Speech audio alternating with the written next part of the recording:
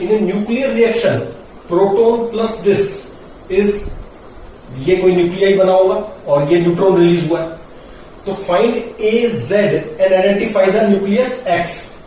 तो कैसे करेंगे, बैलेंस कर दो इसको। अगर प्रोटोन को देखें तो प्रोटोन में कैसे लिख सकते हैं, ऐसे लिख लो इसको, और न्यूट्रॉन को, न्यूट्रॉन नहीं है नाइट्रोजन होगा, तो ये 7 और ये 15 और ये बना x z और a, और प्लस न्यूट्रॉन को कैसे लिख सकते हो, 1 मास नंबर इसका, और ये 0 ही लिखा जाएगा अगर मुझे लिखना ही है तो ये कितना हो गया 1 और 7 8, तो z किसके बराबर हुआ 8 के बराबर, और 1 और 15 16 में से 1 तो इधर आ गया, तो ये a किसके बराबर हुआ 15 के बराबर हुआ, तो ये x क्या होगा, this is actually an oxygen atom, isotope of oxygen होगा, ये बन जाएगा, ऑक्सीजन होता है ना 15 और ये हो जाएगा हमारा 8 15O8, तो ये बेसिकली ऑक्सीजन एटम था। तो आइडेंटिफाई भी कर लिया हमने, ए और जेड भी फाइंड कर लिए, ठीक। सेकंड है Q value of the reaction, तो क्यू वैल्यू या क्यू रिलीज भी बोल सकते थे इधर, क्यू रिलीज क्या होता है, क्यू वैल्यू ही होती है, तो Q value of this reaction is equal to mass of 1 proton, ठीक है, मास ऑफ 1 प्रोटोन वहां गिवन है, तो 1.000727 ये आ गया, अच्छा, plus mass of neutron sorry nitrogen कितना है 15 वाले 15.00 ये आ गया, माइनस ये कितना हो जाएगा इसका, ये अब ऑक्सीजन हो चुका है, पता चल गया ना, ये ऑक्सीजन है, तो ऑक्सीजन का दे रखा है, एक्चुअली यहाँ पे कार्बन और कई एलिमेंट्स के और दे रखे थे, तो हमें पता होना चाहिए कि ऑक्सीजन वाला यूज करना है, ठीक। मैंने सारे लिखे नहीं, यहाँ पे और भी एलिमेंट्स के लिखे हुए थे मास, एटॉमिक मास यूनिट्स में है ये सारे, तो ये आ गया, कितना आ गया एक्स का, ये ऑक्सीजन है, ऑक्सीजन का 15.0031 प्लस न्यूट्रॉन का मास दे रखा है 1.00866, ये आ गया, अच्छा, और इंटू सी स्क्वायर हो गया, ये अब एएमयू में है, तो हम इसको कैसे लिख सकते हैं, ये जो भी आएगा वो एएमयू में इंटू 931.5 मेगा इलेक्ट्रॉन वोल्ट, तो ये आंसर आ जाएगा। तो ये कैलकुलेट करके निकाल सकते हैं कितना आ रहा है, देखो 15.0031 और ये 1.008, अच्छा, इसको अगर ये आ जाता है हमारा, अगर इलेक्ट्रॉन वोल्ट में लिखें तो 10⁶ से और कर दो, तो ये आ जाता है -4.18 आ रहा है, ठीक है, -4.18 यह है, ठीक, -4. अच्छा, ये तो एक्चुअली जो भी आएगा कितना आ रहा है ये, अच्छा चलो ये नहीं, डायरेक्ट ही बता देता हूं, तो ये आंसर आ जाएगा हमारा -4.18 आ जाएगा, यहां पे लिखोगे इंटू दिस करोगे तो ये आ रहा है हमारा -4.18 मेगा इलेक्ट्रॉन वोल्ट, फिर से चेक कर लो, तो ये क्यू वैल्यू नेगेटिव आ रही है, ठीक है, तो इसका मतलब क्या हुआ, रिलीज नहीं हो रही एनर्जी, हमें देनी पड़ेगी, रिएक्टेंट को इतनी एनर्जी देनी पड़ेगी, तब ये रिएक्शन पॉसिबल है, 4.18 मेगा इलेक्ट्रॉन वोल्ट, ठीक है। अच्छा, अब क्या क्वेश्चन है, ये हो गए 2 पार्ट्स हो गए, तीसरा है if the proton is to collide with nitrogen 15.7 this nucleus at rest पर है, find the minimum kinetic energy needed by the proton to initiate the above reaction.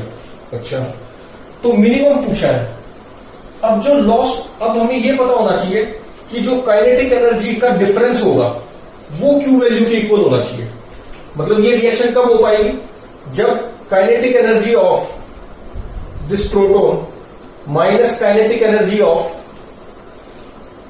This nitrogen 7 15 लिख लो, इसको ना भी लिखो तो समझ जाएंगे हम इसकी बात कर रहे हैं, तो this is equal to mod of Q, actually ये होना चाहिए, ठीक है। तो अब ये क्यू की वैल्यू 4.18 मेगा इलेक्ट्रॉन वोल्ट थी, तो ये difference should be equal to this, तभी तो ये रिएक्शन हो पाएगी, इतनी देनी पड़ेगी हमें। अच्छा, अब काइनेटिक एनर्जी ऑफ, अब ये जो डिफरेंस है, दिस इज काइनेटिक एनर्जी, ये जो डिफरेंस है, ठीक है, ये होना चाहिए क्यू के बराबर। अच्छा, ठीक, तो अब ये तो रेस्ट पर ही है, ये क्या है, रेस्ट पर है, ठीक है। तो अब ये जो डिफरेंस है, ठीक, तो ये जो डिफरेंस है ये बराबर होना चाहिए हमारा Q के बराबर। ये जो हम 4.18 मेगा इलेक्ट्रॉन वोल्ट हमने निकाला था, तो कैसे करेंगे? तो अब इसमें क्या है, मिनिमम काइनेटिक एनर्जी पूछ लिया हमसे। क्या पूछा है? Minimum kinetic energy. तो मिनिमम, अब ये जो लॉस है काइनेटिक एनर्जी में, ये जो लॉस आएगा काइनेटिक एनर्जी में, this should be equal to, यही तो जाएगा Q की वैल्यू में। तो इसका मतलब अब मैक्सिमम लॉस अगर हम ले तभी तो मिनिमम काइनेटिक एनर्जी। तो इनइलास्टिक कोलिजन में मैक्सिमम लॉस होता है। अगर परफेक्टली इनइलास्टिक कोलिजन होगी तो हम जानते हैं कि उसमें क्या होता है, मैक्सिमम लॉस होता है, और उसी केस में फिर काइनेटिक एनर्जी मिनिमम मिल पाएगी हमें। तो हाफ mp vp स्क्वायर, ठीक, ये प्रोटॉन के लिए, माइनस अगर इनइलास्टिक कोलिजन होगी तो हम क्या लिख सकते हैं, half mp plus m neutron वाला, ये नाइट्रोजन, ठीक है, नाइट्रोजन के लिए लिख रहा हूं। तो half mp plus mn v dash square, ठीक, this is the velocity after collision. दोनों अब inelastic collision, perfectly inelastic collision ले रहे हैं हम। क्यों? क्योंकि हमें ये मिनिमम चाहिए। ये मिनिमम कब मिलेगा? जब मैक्सिमम लॉस के लिए हम बात करें, और वो मैक्सिमम लॉस कब हो रहा है, इन परफेक्टली इनइलास्टिक कोलिजन। तो ये जो मिनिमम वैल्यू है, ये परफेक्टली इनइलास्टिक कोलिजन होगी तभी हम मिनिमम वैल्यू ये निकाल सकते हैं। परफेक्टली इनइलास्टिक कोलिजन में ही ये मिनिमम वैल्यू आएगी, क्योंकि अगर परफेक्टली इनइलास्टिक नहीं होगी तो फिर ये डिफरेंस को बेशक हम Q के इक्वल कर दें, लेकिन ये वैल्यू फिर ज्यादा हो जाएगी, क्योंकि E इक्वल टू 0 नहीं रहा ना। तो इसलिए परफेक्टली इनइलास्टिक कोलिजन पे ये हमें मैक्सिमम लॉस के साथ होगा, इसीलिए ये मिनिमम काइनेटिक एनर्जी हमें मिल जाएगी। तो दिस इज इक्वल टू, ये Q के इक्वल होना चाहिए 4.18, या Q लिख देता हूं मैं इसको, Q की वैल्यू, ठीक है, मॉड ऑफ Q। तो ये होना चाहिए। अच्छा, अब मोमेंटम कंजर्व होगा। ये वाली वेलोसिटी कौन सी है, जस्ट आफ्टर कोलिजन। तो इनिशियल मोमेंटम कितना है? इनिशियल मोमेंटम की अगर हम बात करें तो कितना है, अगर मैं काइनेटिक एनर्जी टर्म्स में लिखूं तो 2mp kp, ठीक, this is initial momentum. Initial momentum मतलब इसकी वेलोसिटी होगी ना, ये टकरा रहा है इससे, तो काइनेटिक एनर्जी भी होगी, वो kp है, वेलोसिटी की वजह से इसकी काइनेटिक एनर्जी है, तो kp है। तो दिस इज p इनिशियल हो गया, इनिशियल मोमेंटम। तो फाइनल मोमेंटम क्या हो जाएगा, दोनों ऐड हो चुके हैं, तो ये हो गया √2mp प्लस m, ये क्या है, n है, mn, √2mk, ऐसे ही आएगा ना, k कितना हो गया, k n के बराबर, ठीक। तो ये आ गया, ये क्या आ गया हमारा, ठीक है। या फिर इसको ऐसे नहीं भी लिखो तो m से ही कर लो, सिंपल, काइनेटिक एनर्जी में नहीं भी जाओ तो कैसे लिखोगे, mp इंटू वीपी कर लो। इनिशियल मोमेंटम क्या हो गया, mp into VP is equal to mp plus mn into, चिपक जाएंगे ना, क्योंकि ये क्या है, इलास्टिक कोलिजन और ऑब्लिक नहीं है, परफेक्टली इलास्टिक है लेकिन ऑब्लिक नहीं है। ऑब्लिक में तो फिर चिपकते नहीं है, तो ये हम पढ़ सकते हैं उसमें कोलिजन वाले चैप्टर में। तो mp प्लस mn हो गया इंटू वी डैश हो गया। तो ये वी डैश ही तो चाहिए हमें, सिंपल वी डैश चाहिए। तो वी डैश यहां से कितना आ गया, mp vp अपॉन में mp प्लस mn, ठीक, यही तो आया, ये आ गया वी डैश। तो वी डैश को यहां रख दो तो कितना हो जाएगा ये, this thing minus half mp plus mn, v dash का स्क्वायर कर दिया तो ये हो गया mp vp का स्क्वायर, और अपॉन में mp प्लस mn का स्क्वायर। एक तो ये कैंसिल हो गया, ठीक है, एक तो ये कैंसिल हो गया, और यहां से हम कॉमन निकाल लेते हैं हाफ mp vp, तो ये आ गया half mp vp square. This is minimum kinetic energy है, ये जो हमें चाहिए वही है ये, और प्रोटॉन, ठीक। तो ये वही है, ठीक है। तो ये दिस कॉमन आया तो 1 माइनस कितना हो गया, हाफ एम स्क्वायर था, वी स्क्वायर पी था, तो खाली एक एम पी बचा, और वी स्क्वायर पी तो कॉमन में ही आ गया। एम स्क्वायर था तो एक बचा, एक कॉमन आ गया, ठीक है। अपॉन में आ गया M P plus M N, ठीक, ये चीज आ गई। अच्छा, अब ये कितना हो जाएगा, this is equal to Q value, mod of Q.